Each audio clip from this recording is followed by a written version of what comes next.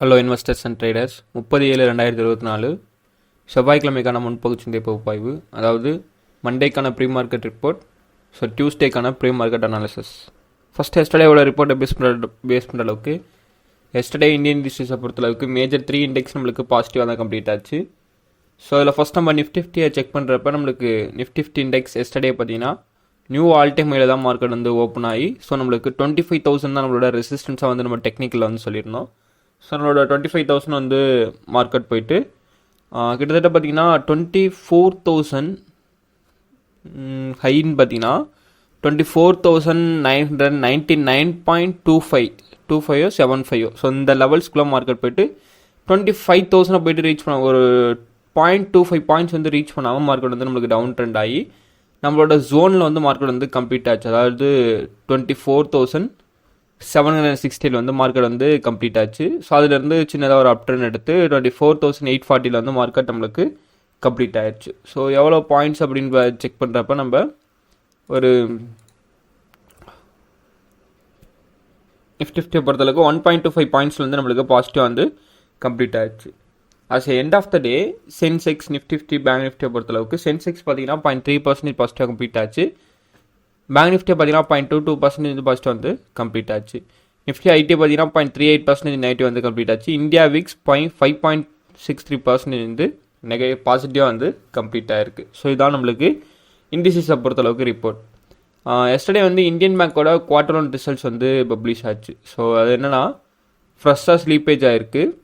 Quarter ஒன்று base பண்ணுற அளவுக்கு ஃபார்ம் லோன்ஸ், ஸோ எம்டி என்ன சிஓ என்ன சொல்லியிருக்காரு அப்படின்னா ஃபார்ம் லோன்ஸ்லாம் வந்து ஸ்லீப்பேஜ் ஆகிருக்கு. ஸோ அப்படிங்கிறத வந்து சொல்லியிருக்காரு. 40.6% வந்து இயர் ஆன் இயராக பேஸ் பண்ணுற அளவுக்கு நெட் ப்ராஃபிட் வந்து ரைஸ் ஆகிருக்கு. 2,403 crore. சரிங்களா, ஓவராலாக பார்த்தீங்கன்னா குவார்டர் ஒன் ரிசல்ட்ஸை பேஸ் பண்ணுற அளவுக்கு 2,403 crore வந்து ஸோ குவார்டர் ஒன் ரிசல்ட்ஸில் வந்து இந்தியன் பேங்க் வந்து கிடச்சிருக்கு. ஸோ இது இந்தியன் பேங்க்கை பொறுத்தளவுக்கு ஒன் ஆஃப் த பாசிட்டிவ். சரிங்களா, அண்ட் நெக்ஸ்ட்டு ஸோ இன்றைக்கான சம் அனலைஸை பேஸ் பண்ணுற அளவுக்கு எஸ்டர்டே இன்ஸ்டியூஷனோட ஆக்டிவிட்டி நம்ம செக் பண்ணுறப்ப எஸ்டர்டே இன்ஸ்டியூஷன் என்ன பண்ணியிருக்காங்க அப்படின்னு பார்த்தீங்கன்னா எஃப்ஐஎஸ் வந்து நெட் சேல்ஸ் வந்து பண்ணியிருக்காங்க. 2,475 crore வந்து நெட் சேல்ஸ் வந்து பண்ணியிருக்காங்க. டிஏ வந்து பார்த்தீங்கன்னா நெட் பர்ச்சேஸ் வந்து பண்ணியிருக்காங்க. 5,666 crore வந்து நெட் பர்ச்சேஸ் வந்து பண்ணியிருக்காங்க. ஸோ ஓவராலாக எஃப்ஐடியோட ஆக்டிவிட்டியை பேஸ் பண்ணுற அளவுக்கு ஸோ திஸ் மந்த் வந்து பார்த்தீங்கன்னா டிஏஸ் வந்து net pot for 18,993 crore this மந்தில் வந்து நம்மளுக்கு இதுவரை ஹோல்ட் பண்ணிட்டு இருக்காங்க. ஸோ அதுக்கப்புறம் எஃப்ஐ வந்து ஓவராலாக பர்ச்சேஸ்ட் எவ்வளோ பண்ணியிருக்காங்க அப்படின்னு பார்த்தீங்கன்னா கரண்ட்லி நம்மளுக்கு 17,322 கோடி வந்து பர்ச்சேஸ் வந்து பண்ணி ஸோ செஷனை வந்து ஹோல்ட் பண்ணிட்டு இருக்காங்க. ஸோ இதுதான் நம்மளுக்கு எஃப்ஐடியோட டேட்டாவை பேஸ் பண்ணுறதுக்கு கன்ஃபர்மேஷன். எஃப்ஐஎஸ் வந்து நெட் சேல்ஸ் வந்து பண்ண ஸ்டார்ட் பண்ணியிருக்காங்க கடந்த 2 நாட்களாக. டிஏஎஸ் வந்து கண்டினியூஸாக பட்ஜெட்லேருந்து எந்த டேவுமே நெட் சேல்ஸ் பண்ணாமல் நெட் பர்ச்சேஸ் தான் பண்ணி ஹோல்ட் பண்ணிட்டு வந்துட்டுருக்காங்க. ஸோ டிஏஎஸ் வந்து இந்தியன் ஸ்டாக் மார்க்கெட்டை பொறுத்தளவுக்கு பாசிட்டிவாக இருக்காங்க. ஒருவேளை டிஏஎஸ் செல் பண்ணாங்கன்னா மார்க்கெட் இன்னும் நம்மளுக்கு கீழே விழுந்திருக்கும். பட் 5,606 crore வந்து நெட் பர்ச்சேஸ் வந்து பண்ணியிருக்காங்க. எஸ்டர்டே மார்க்கெட்டில் வந்து மார்க்கெட் கீழே இறங்குற மாதிரி தான் இருந்துச்சு.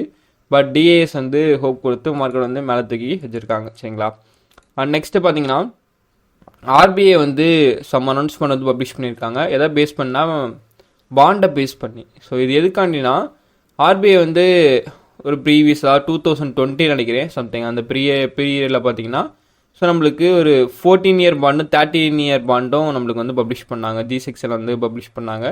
இது எதுக்குன்னா அதாவது இந்தியா அல்லாதவர்கள் வெளிநாட்டில் கூடியிருப்பாங்கள்ல, ஸோ அவங்க வந்து இந்த பாண்டை வந்து இன்வெஸ்ட்மெண்ட் பண்ணணும் அப்படிங்கிறது வந்து ஸோ இந்த பாண்டை வந்து கவர்மெண்ட் மூலியமாக வந்து பப்ளிஷ் பண்ணாங்க. பட் இப்போ இந்த பாண்டை வந்து எஃப்ஏஆர் அப்படிம்பாங்க, அதாவது ஃபுல்லி ஆக்சசிபிள் ரூட் அப்படிம்பாங்க.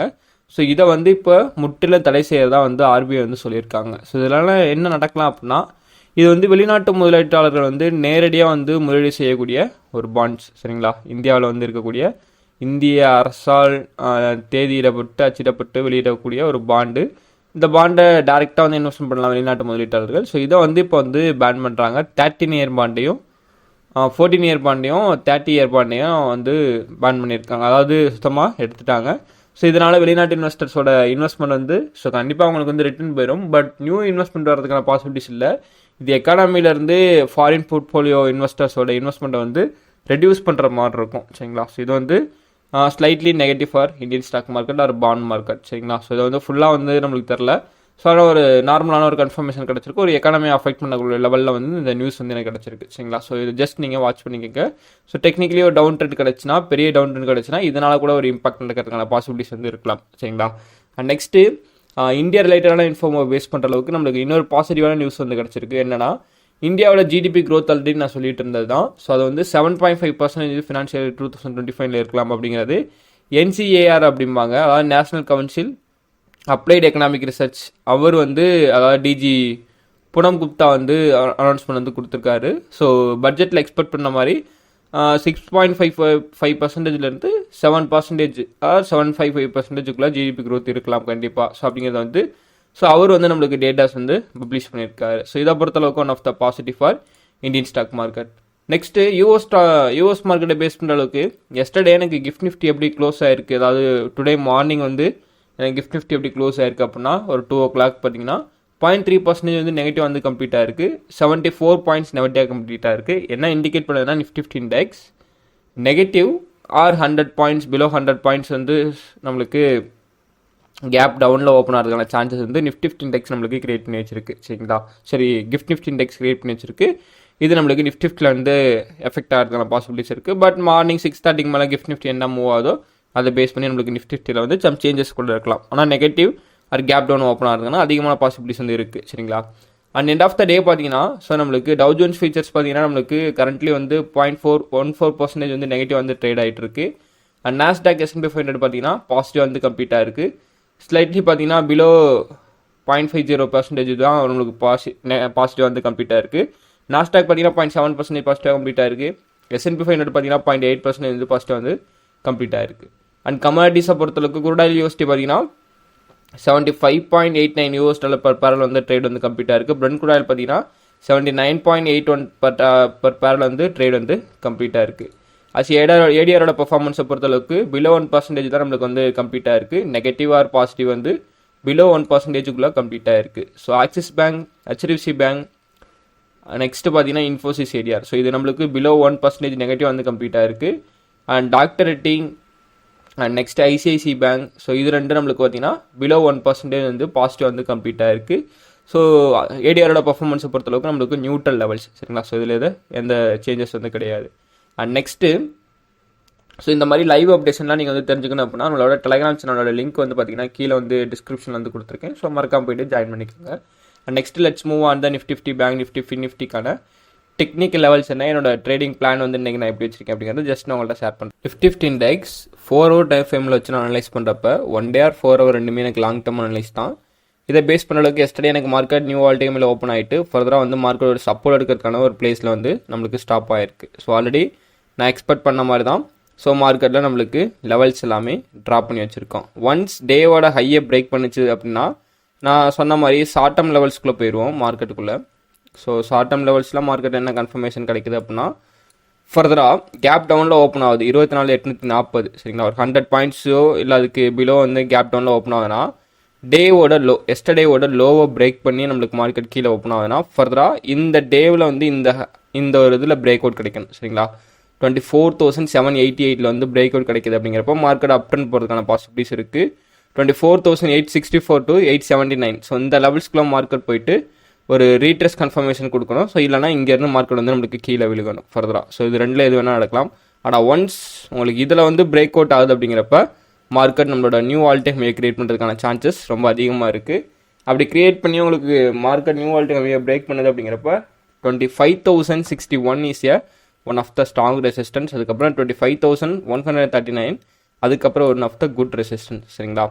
ஓரளவுக்கு உங்களுக்கு மார்க்கெட் கீழே விழுகுது அப்படின்னா இந்த லெவல் வரையும் ட்ரேட் எடுக்கக்கூடாது. 24,761 ட்ரேட் எடுக்கக்கூடாது. அதை பிரேக் பண்ணதுக்கப்புறம் என்னோட ட்ரேடை நான் எக்ஸிக்யூட் பண்ணி 24,654 வந்து ஃபஸ்ட்டு டார்கெட்டாக நான் வந்து ஃபிக்ஸ் பண்ணுறதுக்கான பாசிபிலிட்டிஸ் தான் எனக்கு நிஃப்டி 50 இண்டெக்ஸில் நான் கிரியேட் பண்ணி வச்சுருக்கேன். இது என்னோட trading plan. So bank Nifty இண்டெக்ஸை பொறுத்தளவுக்கு எனக்கு எந்த விதமான கன்ஃபர்மேஷன் கிடச்சிருக்கு அப்படின்னா ஸோ பேங்க் நிஃப்டியும் எக்ஸாக்ட் அதே தான். ஆனால் மார்க்கெட் வந்து எனக்கு ஒரு குட் சப்போர்ட் ட்ரெண்டை போய்ட்டு ரீச் பண்ணியிருக்கு. சார் ரெசிஸ்டன்ஸ் ட்ரெண்டை போய்ட்டு ரீச் பண்ணியிருக்கு. பட் இங்கேருந்து ஒரு செல்லிங் ப்ரெஷர் அநேகமாக வந்து ஸ்டார்ட் ஆகணும். பட் என்ன நடக்குது அப்படிங்கிறத பார்ப்போம். இது வந்து இந்த டேவோட லோவை பிரேக் பண்ணுது அப்படிங்கிறப்போ மார்க்கெட் நான் இன்னும் வந்து டவுன் ட்ரெண்ட் வந்து எக்ஸ்பெக்ட் பண்ணுறேன். அதுக்கு முன்னாடி எனக்கு இந்த லெவல் 51,000 வந்து ஒன் ஆஃப் த ஸ்ட்ராங் சப்போர்ட்டாக வந்து ஆக்டிவ் ஆகும். ஸோ அங்கேருந்து ஒரு பையிங் ப்ரெஷர் கூட நம்மளுக்கு ஸ்டார்ட் ஆகிறதுக்கான பாசிபிலிட்டிஸ் இருக்குது. ஆனால் அங்கேருந்து நம்மளுக்கு 51,000 அது பிரேக் பண்ணுது அப்படின்றா நெக்ஸ்ட் நம்மளுக்கு மார்க்கெட் வந்து இந்த ப்ரீவியஸ் டே லோவோட பிரேக் பண்ணி 49,000 வரையும் மார்க்கெட் விழுகணும். ஸோ பார்ப்போம். ஃபர்தரான அந்த ஜோனில் எனக்கு ப்ராப்பரான break out confirmation entry confirmation active ஆகுது அப்படிங்கிறப்ப நம்மளுக்கு ஆல் டைம் ரீச் பண்ணுறதுக்கான சான்சஸ் பேங்க் நிஃப்டி இண்டெக்ஸ்லேயே நம்மளுக்கு இருக்குது. சரிங்களா. ஷார்ட் டர்மோட கன்ஃபர்மேஷனை பொறுத்தளவுக்கு என்னோட ட்ரேடிங் ஐடியா இன்றைக்கி நான் எப்படி வச்சுருக்கேன் அப்படின்னா, ஸோ ஆல்ரெடி எக்ஸ்பெக்ட் பண்ண மாதிரி தான் மார்க்கெட் ஃபர்தராக எனக்கு இதில் ஒரு ப்ராப்பரான பிரேக் அவுட் கொடுக்கல. ஸோ அப்போ எனக்கு இந்த லெவல் வரையும் அல்லது டேவோட லோ வரையும் வந்து ஒரு சப்போர்ட் பிளேஸ் எடுத்திருக்கு மார்க்கெட். சரிங்களா. ஆல்ரெடி சப்போர்ட் எடுத்திருக்கு.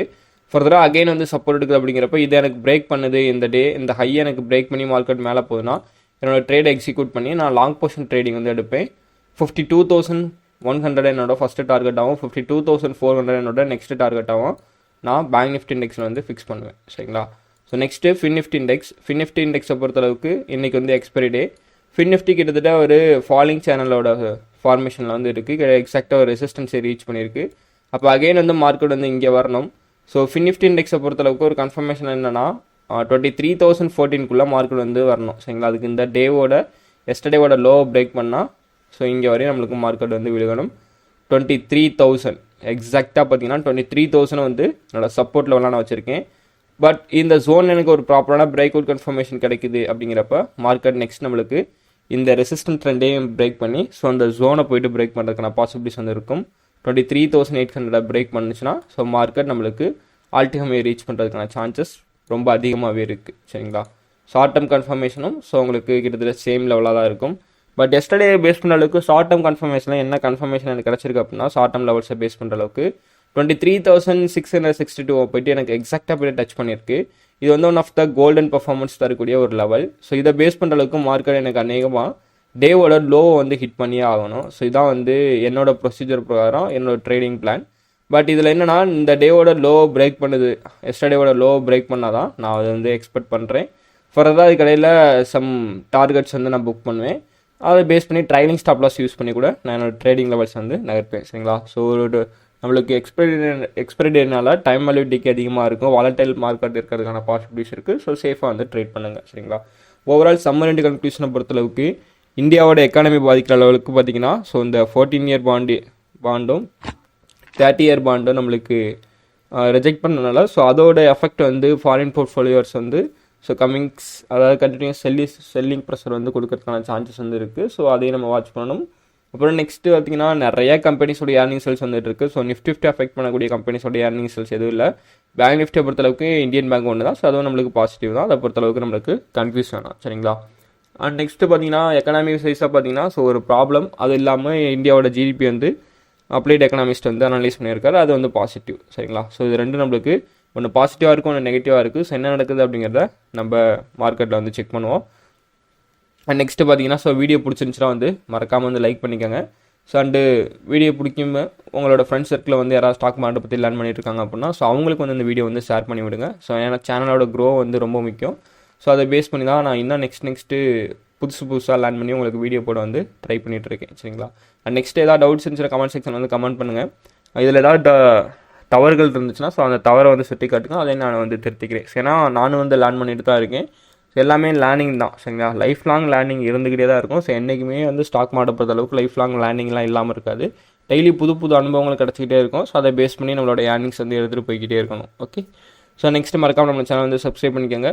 ஸோ அப்போ தான் நம்ம போடக்கூடிய ப்ரீ மார்க்கெட் வீடியோவை நீங்கள் டெய்லி வந்து பார்க்குறதுக்கு உங்களுக்கு ஒரு நோட்டிஃபிகேஷனாக உங்கள் மொபைலுக்கு வந்து சேரும். சரிங்களா. And next I am not a subject advisor. This video full and fully education purpose only. Okay, thanks for watching. Thank you.